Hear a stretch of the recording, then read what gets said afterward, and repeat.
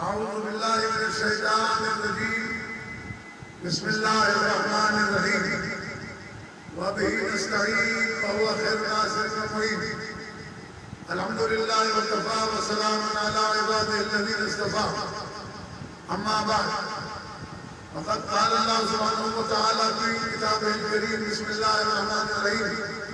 ان المساجد للہ فلا تدعوا مع اللہ احدا صدق اللہ مولانا العلی العظیم۔ برادران عزیز، آج سے چند روز قبل مسجد نبوی صلی اللہ علیہ وآلہ وسلم کے باہر کچھ لوگوں نے پاکستانی نئی حکومت کے حکمرانوں کے خلاف نعرے بازی کی، چور چور کا نعرہ لگایا۔ میں شدید مذمت کرتا ہوں اس عمل کی، یہ عمل نہیں ہونا چاہیے تھا، لیکن آج جو مفتیان دین، مفتیان دہر اس عمل کے خلاف حرمت رسول اور حرمت مسجد نبوی صلی اللہ علیہ وآلہ وسلم کے خلاف آوازیں اٹھا رہے ہیں کہ ایسا نہیں ہونا چاہیے تھا۔ یہ مفتی کہاں تھے جب مسجد نبوی میں 3 دن تک گھوڑے باندھے گئے، مسجد نبوی میں اذانیں نہیں ہوئی، مسجد نبوی کے اندر نماز جماعت نہیں ہوئی۔ حضرت سعید خدری رضوان اللہ تعالیٰ علیہ صحابی رسول کو گرفتار کیا گیا اور مسجد نبوی کے اطراف میں رہنے والے 600 سے زیادہ اصحاب کرام کو شہید کیا گیا اور ان صحابہ کی بچیوں کے ساتھ، پاکیزہ بچیوں کے ساتھ بدکرداری کی گئی۔ خانہ کعبہ میں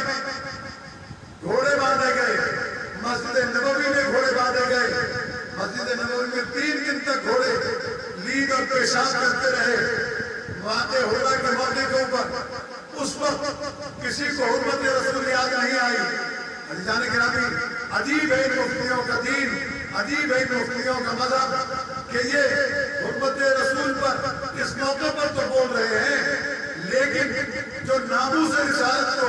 تبرہ کرتا رہے، ناموس رسالت پر سب و شتم کرتا رہے، اس کو رضی اللہ اور امیر المومنین کہتے ہیں۔ اور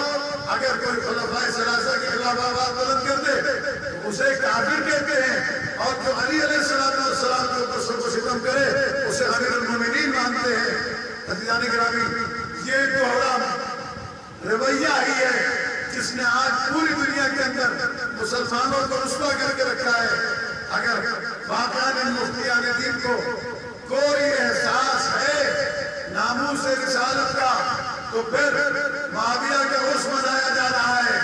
یزید کا عرس منایا جا رہا ہے، ہمیں اعتراض نہیں، لیکن ہم اتنا تو کہنے کا حق رکھتے ہیں کہ وہ یزید جس نے نبی زادے کو قتل کیا، جس نے کربلا کو واقع کیا، جس نے اتنا بڑا عمل کیا کہ نبی زادیوں کو بازار کوفہ و شام میں پھرایا، ان کو تو رضی اللہ اور امیر المومنین بنانے کے لیے تیار ہیں۔ اور اگر کوئی نواز شریف کے بھائی شہباز شریف جیسے چور کو اگر چور کہہ دے تو اس کے لیے مفتیان دین اٹھ کھڑے ہوتے ہیں کہ حرمت رسول کی حرمت میں حرمتی ہو گئی۔ اسی مسجد نبوی کے سامنے جنت البقیع ہے، اس جنت البقیع میں ازواج رسول امہات المومنین بھی دفن ہیں، اس میں رسول کی بیٹی صلی اللہ علیہ وآلہ وسلم کی فاطمہ زہرا صلوات اللہ علیہا،